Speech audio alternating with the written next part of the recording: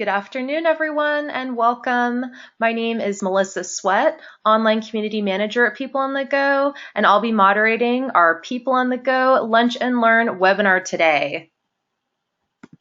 Before we start, we like to do just a quick technology check to make sure that you can hear me just fine and see the screen. Please go ahead and locate the questions panel in GoToWebinar and just type in a brief note, a hi, a hello, and okay, letting me know that you can hear just fine. Awesome, thank you so much, participants. Really appreciate that there. I see those coming in. You might want to go ahead and just test out that questions panel because we will be using that to take your questions at the end of the presentation. If you have any questions that come up during the presentation, maybe a technology question, I can definitely help you. If a question just comes to your mind and you want to enter it in, go ahead and enter it there, but we will be taking questions at the end of the presentation as this is a condensed format, so it just makes things a little easier. You might want to jot down this number just in case you are needing some technical assistance. The number to call is 1-800-263-6317, and I'll also be on the line as well. Today's session is Unleashing the Power of Play, and I have with me Gwen Gordon, our speaker, who I'll be introducing in just a moment. A quick background about why we have these sessions, especially for those who are with us for the first time. We have these sessions because our focus at People on the Go is productivity in the workplace, and the topics that you see on the screen are the topics that we cover. We offer these workshops in a variety of formats, and webinars like today's happen to be a popular format. You can check out the webinars offered on a monthly basis on our website by visiting people-onthego.com/webinars. We also have several training options available to you, including webinars and on-site trainings as well. So please go ahead and check those out again on our website, people-onthego.com/corporate-offerings. We'd also like to invite you to become an active member of our community. We have many resources available to you, like the blog, Facebook, and LinkedIn groups. And you can also follow our founder, Pierre Kawand, on Twitter. Great, I'm so excited to have Gwen with us today. And let me give her an introduction, and I'll go ahead and transition over to Gwen, and we'll get started. Gwen Gordon is an Emmy Award-winning writer and creative director who began a life of play building Muppets for Sesame Street. She left the street to join an Apple research group at the MIT Media Lab, where she built playstations for children.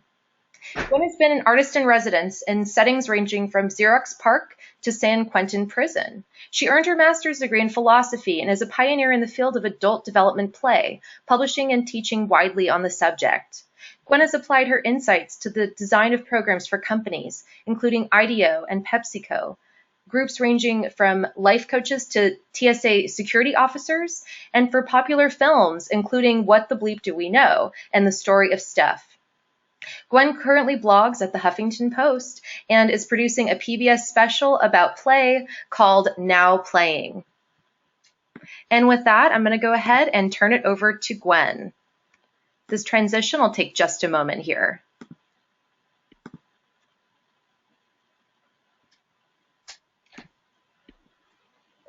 Okay. Are we on? Yeah, looks great, Gwen. Okay, fabulous. Hi, everybody. I'm excited to be here with you, and just in case you wondered who's talking, that's me on the left, and that's you on the right. It's great to meet you. It's obvious we're already having a great time, though I might be having a slightly better time than you are, but that could change. So let's start with a little mind game. Imagine a world without play, just to get a sense of just how important play is. Is there even a world? What kind of world would it be? Are there hypothetical questions? Are there mind games? So let's see, what kind of world do we actually have? In the beginning, about 13.7 billion years ago, when after the great flaring forth occurred and electrons cooled down enough to start interacting, there were two basic gases, hydrogen and helium, and these are invisible gases. That was really where it all started in terms of the creations of things. And then in the course of 13.7 billion years, those invisible gases became everything that we see around us. And if you aren't completely in awe of this fact, of the immense creativity that occurred, that turned invisible gases into octopi and broccoli and bulldogs and everything, and you know, the Beatles and everything we know, you're not paying attention. In fact, my friend, a cosmologist, keeps a jar of hydrogen. I think it might be a stunt double, but anyway, it says hydrogen on the jar on his desk, just to remind himself of this just the incredible creativity of the cosmos. So how did it do this? How did the cosmos evolve? Well, not very carefully. Pretty much everything just sloshed around, crossing boundaries, improvising, experimenting wildly in an extravagant adventure of trying on every possibility. In other words, it played. So we see that, in Stan Grof's words, the processual qualities of play, which are fluidity, malleability, movement, and change, along with paradox, are present in and integral to the workings of the cosmos itself. It would not be a cosmos without play.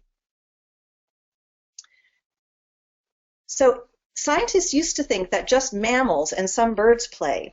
From this playful cosmos emerged playfulness itself.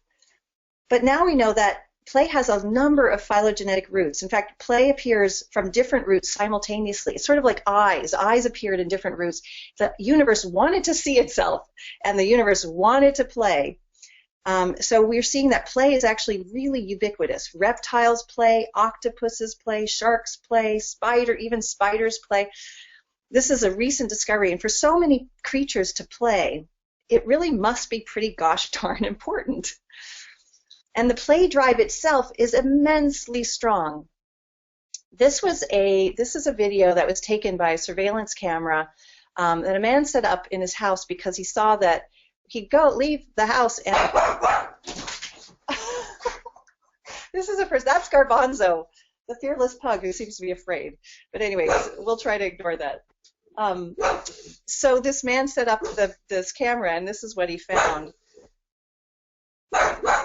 happened while he was away, and why there was such a big puddle.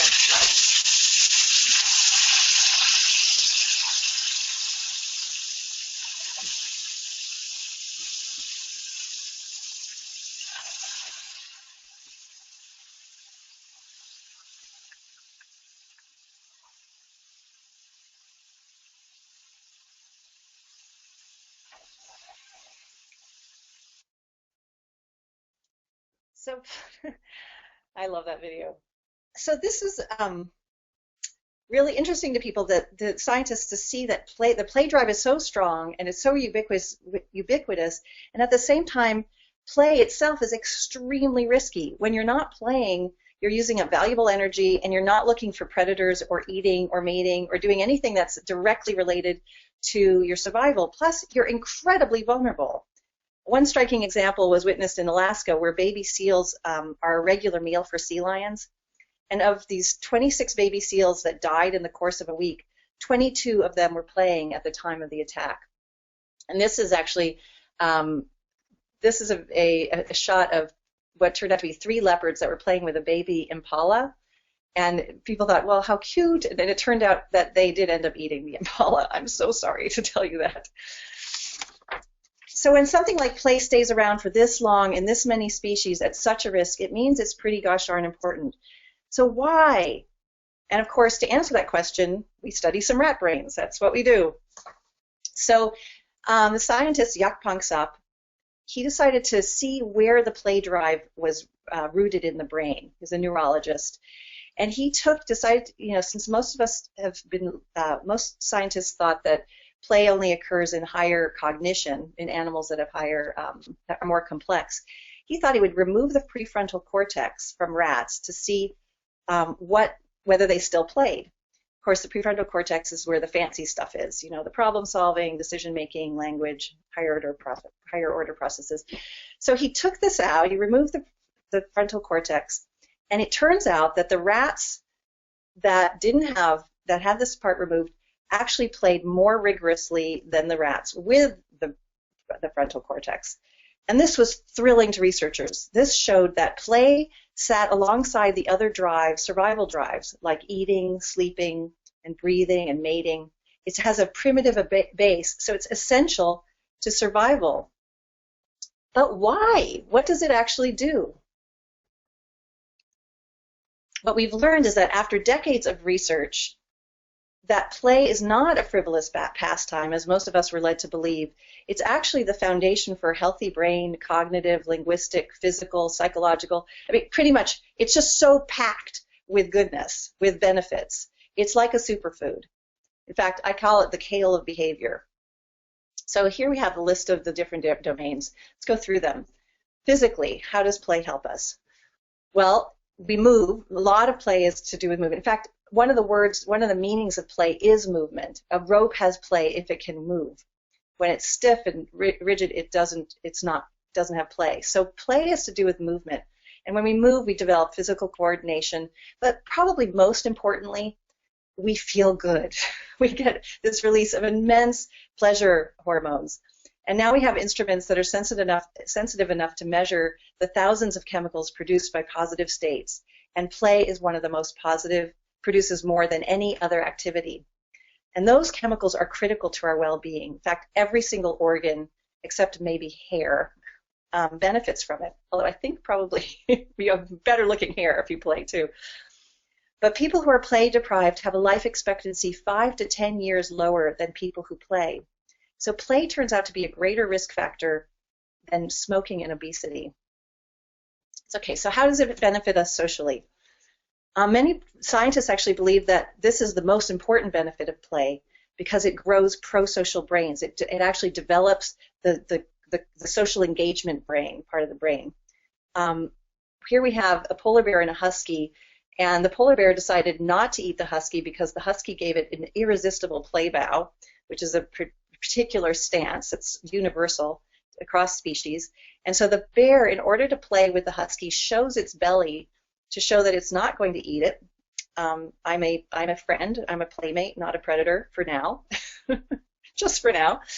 And then they continue. The play ensued. And what happens is that the polar bear has to handicap itself, or else, in order for play to happen, and they both want to play enough that they're willing to do what it takes. So that means handicapping himself, like maybe just playing with the top of his body. It means being really sensitively attuned to the pain threshold, because if you hurt your playmate, they're not going to want to play with you. So many people believe that it's through play that we develop empathy, cooperation, and even morality, that these might be the roots of these social, our being able to actually get along in communities, that it comes from play. Play also benefits us cognitively. In fact, play literally shapes the brain. It creates new neural networks and strengthens and reinforces the existing ones. The research shows that play enlarges the prefrontal cortex. In fact, the play grows brains. The rats that played more in childhood had 20% larger prefrontal cortex. So even though play is rooted, the drive is rooted in the subcortically, in the brainstem, it actually grows the frontal lobe. And the frontal lobe is responsible for regulatory skills, that promote self-reflection, imagination, empathy, creativity, all the good stuff. So, and executive functions. So through play, we try new things on without having to pay the consequences, and that's how we solve problems and invent. It's about crossing boundaries, getting out of our regular comfort zones, our ordinary ways of thinking and being. So it's literally how we are wired to learn. That's called learning. So it's how we're wired to learn throughout life. Play helps us emotionally. With children, it helps to regulate impulses and emotional urges. And this is also enormously important to social development. In fact, research shows that being able to control our emotions and behavior is a better predictor for how well children do later in life than reading and writing. A big factor, emotional benefit of play, is that it relieves stress. So research was done with rats again, who actually are extremely playful. They love being tickled, it turns out. a cat hair was dropped into a mouse cage, and the rats were two rats. The rats stopped playing when they were exposed to the rat hair because play requires that we feel safe. Rats instantly didn't feel safe. They stopped playing. Their cortisol levels rose, and then the two rats were put into different cages afterwards. One rat was placed with another rat that had not been exposed to the cat hair and wanted to play, so they played. And the other rat was just put in a cage by itself and didn't play. The rat that had a playmate that wasn't afraid had lower cortisol levels than the one that was left to play on its own. So play relieves stress. It also, one of the big benefits of play emotionally is that it brings us, it gives us, we have an appetite for surprise in play, which means the unknown. So when we play without surprise, when we can control and predict every aspect of what happens in our play, it's like soda without fizz. It's just not fun. So what that does is it actually trains us for the unexpected. We want to be surprised. We put ourselves in situations where we're being in control of being out of control. And this trains us to enjoy uncertainty. It gives us an appetite for the unknown, for risk. I mean, play, the Indo-European root for play is plegan, which literally means risk. So play actually normalizes risk and gives us the ability to adapt and enjoy the ever-changing nature of reality. There's a wonderful story of these monkeys. They're juvenile patas monkeys, and they love jumping off of trees. They run up to the branch, taking turns, and jump off again and again. And when they do, they spread eagle and essentially just belly flop, landing with a thump on their soft bellies. And scientists were wondering what's going on here. Are they, is this giving them some sort of rehearsal for something they're going to do later in life? But as it turns out, what they believe is happening is that the belly flops taught the monkey that having fun can involve pain, and that pain sometimes feels like fun, and that we play at the edges. It enables us to play at the edges of our boundaries, just beyond our safety and comfort, in order to be able to face uncomfortable events in the world. So play helps us tolerate our own belly flops and be motivated to get up again. At the same time, we're also expanding our repertoire of behavior and possible responses. So it gives us, when we put ourselves out of balance, we have to recover, and that develops muscle control and tone and composure. It just all aspects. It enables us to recover in all ways from the slips and slides and trips and trials of life. So here's some mountain goats, juveniles, that are playing at these great heights. And this is a mature mountain goat that played well as a juvenile on a sheer cliff. Play also is highly, highly correlated with creativity. So, it's about crossing boundaries, kissing boundaries.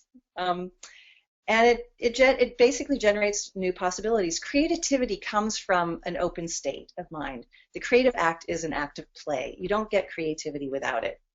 Research done in Berkeley in the 70s by McKinnon showed he was trying to understand what made creative people different from others. And so he looked at the IQs, and in fact, no, they didn't have higher IQs than the norm, these highly creative people. So he wanted to know, what's the difference? And what he's found is that they could get themselves into a particular mood that allowed their natural creativity to function. And he called this the open state versus the closed state. And he described this particular facility as an ability to play. There's nothing like play to get us into the open state. It's the shortest distance.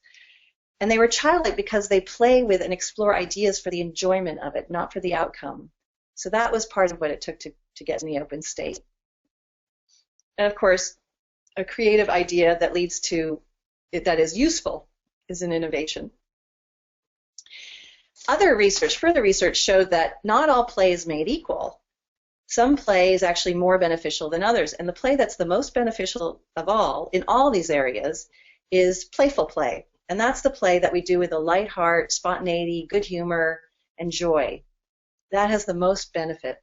So of course some play, if we're playing chess or competitive sports, play can get very serious and intense, and we can actually close down. But playful play gives the state of mind. Playfulness can turn anything into play, but if we're actually playing with playfully, then we get like double bonus points, extra credit, extra play benefits. So what happens when we don't play? We see from the research that young rats that are deprived of play while growing up actually become emotionally crippled as adults. When they are placed in a new environment, they overact with fear and fail to adapt and explore as a normal rat would. If they're with unfamiliar rat, they tend to freeze in fear or show signs of aggression. So one study showed that children who do not play develop brains 20 to 30% smaller than normal for their age. This is dramatic.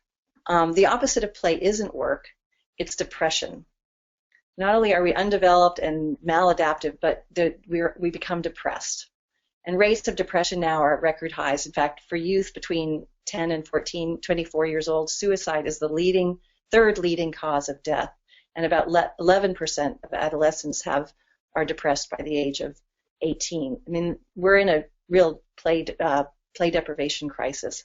Add to that obesity and ADHD, which are also correlated with play deprivation, and then stress, which is the leading cause of illnesses of all kinds, and we get a sense of how play deprivation can be deadly serious. In fact, this is Charles Whitman. In 1976, Charles climbed the tower of the University of Texas, having just killed his parents, and opened fire on students, killing 16 and injuring 32 before killing himself.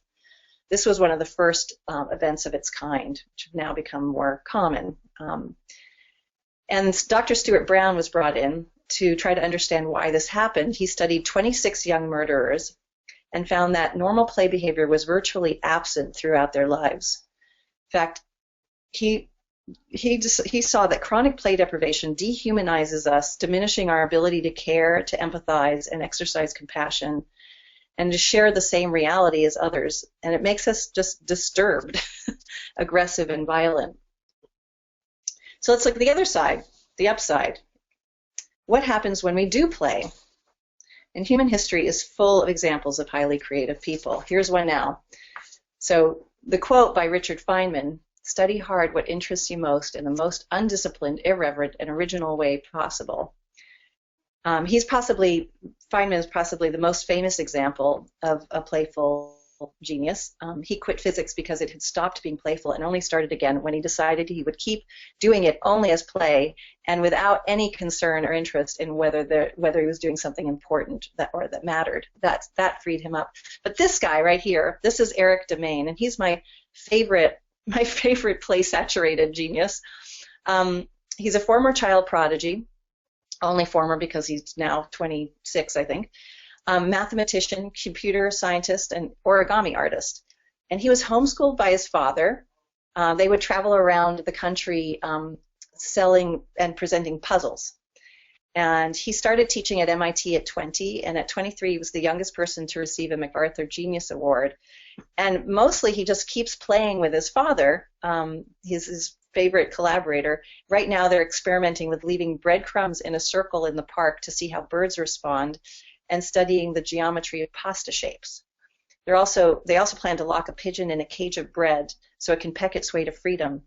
And they're and you'll see if you look online, Eric Demain will talk about how important curiosity is. He doesn't do anything unless it's fun. And while those projects might seem pointless now, it's hard to say where play might lead. And that's the whole point, is not to be goal-oriented, but to follow the curiosity. So Stuart Brown also studied not just these violent criminals, but Nobel Prize laureates to see what their childhoods were like. And in fact, he found that they all had play-saturated childhoods. And not only that, they were all white men, the ones he studied. But just in case we thought that it was just exclusive to white men, here's some playful geniuses who are women. Hedy Lamarr, Grace Hopper, Jane Goodall, Maya Angelou, Frida Kahlo. They all also played as children. So we are, humans are one of the most playful mammals of all. And we play not just in our juvenile state, like most animals that grow out of their playfulness as they age. We're wired to play throughout our lifetimes. And this is because of something called neoteny, which is the slowing down of development so that childhood characteristics are present throughout the lifespan. So it's basically, we are like we're like juvenile chimpanzees. You can see that we look more like the juvenile chimpanzees, even as adults, than any of us look like the adult version of the chimpanzee. It's because the development is slowed so that the juvenile traits exist throughout our lifespan. So we're like juvenile chimpanzees that have become more or less sexually mature. So if we're so gosh darn playful, what the heck happened? Why are we, taking fewer vacation days? We have an average of 13 vacation days a year. We have less play than ever in history. And children's playtime is at an all-time low. I mean, children are working 10.5-hour days. So why are we, what on earth happened? And the best way to understand this is to look at what are the conditions that support play. So what we see is that safety and stimulation, we have both here, are key to creating playful environments. Connection is actually is the basis of safety, and this is the primary. Safety is the primary one. Then we can have stimulation. Stimulation without safety can just be cruel. So attachment theory is a theory about psychological development that gained prominence in the past 2 decades. And what we've learned from it is that the sense of safety is established in the first 2 years of life, depending on the security of our bond with our primary caregiver. And that if we have less security, there are 3 basic types of attachment styles. We can be secure, we can be anxious ambivalent if the caregiver wasn't reliant, and we can be insecure if it was reliably not present. And each of these correlates with a worldview that has a huge impact on how playful we can be. If we have a secure base, we can go out and adventure, but we can't really feel that playfulness if we're still preoccupied with getting security. So safety is key. When we feel safe, we have access to neural circuits that enable us to be social and happy and playful. So when we're secure, we get to see the world as a playground. It means that we have the confidence to explore the world, and we're comfortable with ambiguity because we have a realistic sense of threat. We're not threatened by things that aren't actually threatening us. We're more playful and able to turn any experience into play. We meet experiences with enthusiasm. We continue exploring throughout our lives, and we have close friendships. We're not defended. We're not afraid of relationship. And so we have playmates because we're less guarded. If we are anxious ambivalent, that means we're less secure. We think we have to earn approval. We have to earn love and security. And that means we come with a basic sense of deficiency that drives us to do more, be more, have more, and we're oriented towards status and approval, which we sense is scarce, so we have to compete for it. And we see the world as a proving ground. If we are even less secure, then we see all ambiguous situations and people as potential threats. And we spend all our time defending ourselves against it, and often just unconsciously. The problem is that when we treat the world as threats, they often feel threatened and become more threatening. So all of these are self-fulfilling prophecy. If we greet people as a playmate like the husky did the polar bear, then it's likely not to eat us. It's likely to think that playing might be more fun. So, of course, what we see is that the world has become, it's not just, we're not just individuals with attachment issues. The world itself is expressing attachment disorders. It's become more of a proving ground and a battleground. And there is a play movement that people are realizing they don't like living on proving grounds and battlegrounds, so they're restoring the playground everywhere. And we're seeing this at work. As we age, there are more play groups. There's the maker movement. There's the free-range kid movement and adventure playgrounds. There's the neo-tribal festivals that are popping up everywhere, like Burning Man inspired ones. There are flash mobs. There's uncommissioned street art. Board games there's a play movement afoot particularly at work. And that's because business case studies are showing that play actually increases engagement, agility, innovation, creativity, trust, and loyalty. Every good thing happens. When we're happy, we're bringing our best to work. And there's nothing like play to not just create happiness, but create beautiful social connections that upon which our organizations actually depend. In fact, Zappos has been on Forbes' top 10 places to work, best places to work list because of its playful culture. So as we know, the typical workplace is a lot more like a proving ground and a battleground than a playground. So the big question is, how do you change? Well, culture is everything. It takes more than a ping pong table and happy hour. So let's look at what some of the basic ingredients are for creating a playful culture. First of all, pausing. Pausing and getting present. The only doorway to you can't get there from not here, basically. The only doorway to the playground is this moment. So things that distract us from being present aren't helping create a playground. So removing distractions, but also by creating the time and the space for it intentionally, because otherwise it gets elbowed out. We get distracted by trivial things that are urgent, but it's important to do things that are not urgent. And to do that, we have to put a stake in the ground and establish a regular play practice. In fact, Umpqua Bank starts the day with play, and they found an enormous benefit to this. They start with a game. In fact, their favorite is marshmallow dodgeball. And they saw that everything goes better because people feel happy and connected, and it's the best use of their time. So taking a break, occasionally you just need to get out of your zone and get your mojo back, whether individually or as a group, but I highly recommend as a group. L. So I thought it's a little bit of risk. Usually I put like up here, but it's really loving kindness. It's really about safety ultimately. I mean, we're talking about what does it take to create a safe environment.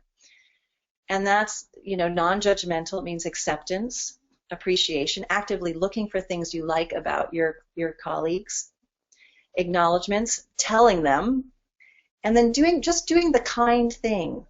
Just creating a kind environment. It's a choice. You can always make the kind choice. When you send an email, when you answer the phone, it's a decision. This is actually an act of will to just decide. And because if you create it, you get it back. And it starts to build a much more positive social environment. And there are things we can do to practice that. That's something I work with organizations to do. But we know Zappos actually measures the health of their culture through how many colleagues people see outside of work. So if most people aren't friends with at least 3 colleagues, they see it as a problem. So an authentic, finding what you really like about your colleagues and developing relationships with them. Aha! So ever notice how surprise makes us laugh? It's the discovery. Aha! So humor is about the unexpected, and the main evolutionary significance of humor is that it gets us from the closed mode to the open mode more quickly than anything else. It helps us circumvent our ingrained perspectives. Usually humor is a shift of perspective, restores our humanity, and literally our humor comes from the root humus, which is the humors are fluidity, the fluids of the psyche, and it makes us feel safer to make mistakes. So there's nothing so very serious that we can't laugh at it. And laughing with it is really the key, not derisive laughter. Nobody feels safe if they're being laughed at, but laughing with. So yes and. Now this is a key practice in improvisational theater. Probably most of you are familiar with it. But the idea is that you're welcoming reality exactly the way it is, not fighting with it, not resisting it, then adding to it creatively. Now these are actually all very profound practices. This one in particular, I know people who like worship at the church of yes and, because it could change your life. It's about your relationship with reality and not fighting reality. Fighting reality wastes energy. Embracing it gives energy. So if it is possible to greet everything as a playmate, the polar bear of life, and turn it into play, we can do that by asking, what does this new turn of events make possible? Not what does it shut down? What does it make possible? And then tolerate uncertainty. Okay, we think of decisiveness as a leadership trait, and we feel like we need to decide things quickly, but it actually strangles play and creativity at birth. This is not real decisiveness. I suggest you find out when the decision has to be made and defer the decision until then in order to give yourself as much time as possible to ponder it. In fact, McKinnon, the researcher, discovered that the most creative professionals always played with a problem much longer before they tried to resolve it because they were prepared to tolerate that slight discomfort that we all experience when we haven't solved a problem. So we try to stay in this open mode as long as possible, which means not closing down possibilities until you absolutely have to. So the universe has been navigating uncertainty and innovating and self-organizing and increasing complexity and adapting and scaling for 13.7 billion years. It's a really effective organization. As we are an expression of that genius of the universe, we can participate in that by playing. That's how we participate in the evolutionary dynamics and the genius of the universe. So we act our age and we keep evolving. Maturity, this is Nietzsche, who said maturity consists in having rediscovered the seriousness one has had as a child. We're facing incredible challenges like no species on Earth has ever faced before, where what's going to save us is not our fear of destruction, it's our love for life. I mean, we're causing the other species to go extinct, but we're the ones, driving this. And to be able to manage and create the more beautiful future our hearts know is possible, to quote Charles Eisenstein, it's going to take not fearing our destruction, it's going to take our love for life, because play puts us in touch with that love. And that love unleashes the creativity, genius, social and emotional intelligence, and the just sheer will and vitality it takes to keep going. Things are far too serious not to start playing. So whether it's with your organization or in anywhere in your life, cultivating playfulness is the key, the playfulness that lets everything become play. So I could tell you I offer keynotes, I 6-session trainings, and my most exciting new development is that I am going to start providing an online virtual play group for just individuals to start cultivating playfulness in their lives. We'll do 30 days of play at a time, and we'll just work with these qualities that bringing them into your life that creates more play.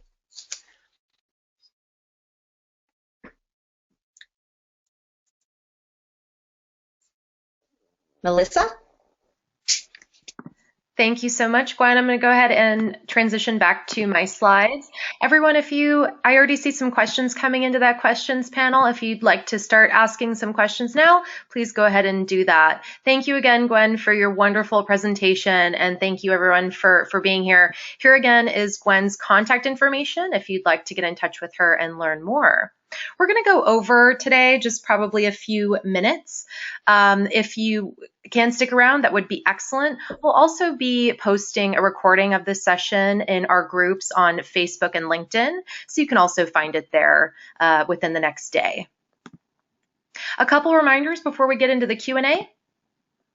I would, of course, like to invite you to join our groups, Accomplishing More with Less on Facebook and LinkedIn. You can also follow Pierre Kawand, our founder, on Twitter. And also, please do check out our Less is More blog on our website. A few upcoming workshops offered from People on the Go, managing and organizing your email inbox, Google Apps taking place on the 6th, Microsoft Excel techniques on the 16th, and Microsoft Word techniques on the 23rd. And with that, we're all set for the Q&A. All right, so Gwen, a couple questions came in toward the start. Some folks were wondering, what is play? What are the parameters? What constitutes play? Yeah, I don't usually include that because it's a big hairy ball, Right. Yeah. But, hello? Yeah. Oh, yeah. We can hear you. Okay. Yeah. So I actually wrote a chapter in a journal that was basically 30 pages describing play, but we can bring it down to about 4 basic characteristics. So for something to be play, it's intrinsically motivated. So it comes from your desire. You have to be free to play, which means free to not play. So there's no tyranny of fun. If somebody makes you play, or if somebody's playing, hey, I'm just playing. If you're not feeling play, it's not play. And it's fun. It's enjoyable. So there are also these. It has its own kind of internal rules. There's actually some structure that's agreement about what the play is. So those are the top 4 characteristics that make something play. Okay, great. Could you give some examples? Some people were wondering about specific forms of play, like fitness, for example, and music. Someone else suggested. Are those forms of play that fit into that description or definition? And would you add maybe some other examples? Oh, yeah. So they're just at a high level. There's object play. There's kinesthetic play, which would fit into fitness. But fitness is usually, even the word fitness, it's about an outcome. So play is not instrumental. It's about the process. It's enjoying it for its own sake. It has these long-term benefits. But if you're trying to lose weight or get toned or something, if that's the goal, that does inhibit the play aspect of it. What I like to, and there's actually a movement around it, there's a movement in which we're restoring the joy of movement instead of workouts and calisthenics and going inside for the gym. The fitness movement, there's strategies to make things fun, which is a little different. It's toward play, it's going in that direction, but it's really like a big difference from doing the movement that actually you love to do and that feels like joy. So dancing, yes, you could call that fitness, but it's a sort of on the spectrum, a more pure play form than lifting weights to music. So there's that, and of course, yeah, anything can be play and anything cannot be play. There aren't specific activities that are necessarily play, because if we are doing them for a goal and not enjoying them, and you can play a sport, competitive sports, stop being play. I mean, if you have too high stakes and are stop if it's not enjoyable. It's not play. So, yeah, music, music, making music, jamming, absolutely. Having to pump out a song a week, or, there's also, not so much. There's also more passive, like listening to music is going to be, the more engaged we are with more of ourselves, the more it's play. Mm-hmm. So passively listening, enjoyable, more like rest than play. Play has a high level of engagement. So I was starting to, there's kinesthetic play, object play, social play, and imaginative play. That's one taxonomy. There are many taxonomies, but that's probably the simplest one. You said object, imaginative, kinesthetic. What was the other one? And social. Social. So like rough and tumble play is both kinesthetic and social. Mm-hmm. That's turned out to be really a key thing for children, for child development. But social play and imaginative play. You can see, I could give you lots of examples of each. Object play is more like hobbies and building things and, playing with the balls, and as soon as we get into playing with somebody with the ball, then it starts to be social play. Fantasy, making things up, is imaginative play. Playing board games is social. Kinesthetic play is, jumping out of an airplane. Sports, dancing. There's lots of examples of each, but those are the basic categories. That's great. Thank you. And Gwen, can you share some of the ways that you've applied these ideas to the organizations that you've worked with? Yeah, so let's see. When I was at IDEO, I was a lead designer for training for the TSA security officers, and to help create a more humane experience at the checkpoint. Mm-hmm. We can debate. That was at the end of the Bush administration. So it was 2008. So was a different director, and I don't know what your experience of checkpoints is, but here our intention was to help in the training to create an experience which humanized the whole experience. And we did everything about the training was playful. So trainings themselves could be, designed for play. Like we had the security officers come after break, and they had to be in their chairs by a certain time, but we wouldn't let them into the room without blow drying their hair, having them turn their jackets on back, and go through these ridiculous things that they didn't understand. And then they were late for their chair. They were dog food, so they were kind of out of control. We gave them these experiences that created passenger empathy, but they were very playful, so it had a lighthearted. So I mean, basically, incorporating play into the design of learning experiences, and other ways to. I mean, I think that the most important thing is the process of creating the playful culture, which has to do with creating experiences over time that are both like outside of the ordinary daily life, like an off-site where people just get to have that leveled playing ground. They experience the sort of shift of the quality of their relationships through play, and then bring that in for about 6 weeks, having them design through some improv exercises, but having them design how they want to be able to sustain that.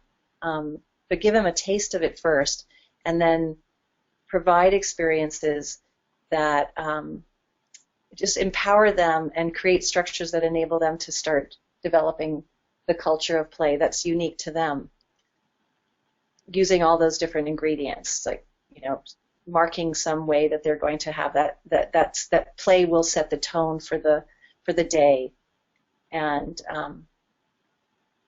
then it's always best if they design their own play forms and create it comes from the inside, and keep a really light touch, but people need to be reminded, and they need the time to keep remembering the value of play. Mm-hmm. I hope that answers the question. Definitely. Well, I think we have time for one more question here, and I think this is a good one to end on. Gwen, how can we all fit more play into our workday? Well, first of all, it's really interesting. So I really have a much more radical stance. Like, how can everything be play? So how can we feel safe, even under pressure, and in environments where our jobs might be at stake? So I really like to see it as the challenge to, really be yes and everything, to incorporate everything. And I actually personally see a kind of it's kind of a spiritual path. I see like play as a path, as a developmental path, which starts with creating the space internally, so you're not so reactive. So there's a whole personal development process, but in addition to what we can do, to create more peace and space inside ourselves, a bigger playground internally, is to take the breaks. Start the day. I start my day after I do my regular practice. I do meditate, and then I actually dance like a maniac for about 10 to 12 minutes. And it is it's a release, and it's a way to get some movement. But it's also just I make sure I'm having fun. I play good music, so it's just like intentionally bringing that back in. Take another break during the day. Pierre is big on breaks. I think that's great. Anything that stops and has you move, make sure it's fun. Make sure you follow the joy. So if you're starting to feel cramped and like you're starting to get pinched and tighter and tighter and tighter, interrupt it. Listen to your body. Listen to your heart. Stop and do something. You might just need to rest. Sometimes rest is the important thing, and then you have energy to play. But there's also just do something fun. Follow your own. It's like the compass of joy. Look for the things that make you feel happy and do them. Whether that's just like talking to somebody, or just throwing a ball over a cubicle wall, or just breaking the pattern. It means breaking a pattern, and sometimes it takes effort because it's out. We have really rigidified habits often in our work environment.